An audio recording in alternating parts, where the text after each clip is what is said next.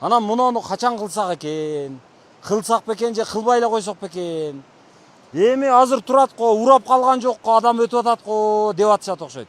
Бул жерден ушул көпүрө курулуш үчүн 1-2 КАМАЗ ушул жерден сууга агып, же 1-2 адамдын башын жеш керек окшойт ушул КАМАЗ. Ошодон кийин анан бир аракет болсо керек. Анан ага чейин биз кылбайт окшойбуз. Мына алдын алып кылуу деген нерсе бар да. Баягы адам өлүп кала электе, бир кырсык болуп кете электе.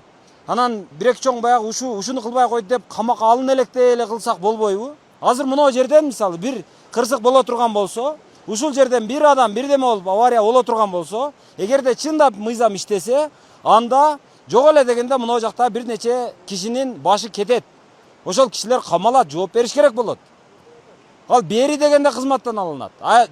Чындап эгерде мындай мыйзам иштей турган болсо, анда ал ушул жердеги ушул кырсыкка себепкер адамдар, ушуну алдын ала кылбаган адамдар, алар кадимкидей жоопкерчилик тартыш керек болот. Бирок азыр негедир кенебей атышат. Мен ушуну эч түшүнбөй атам.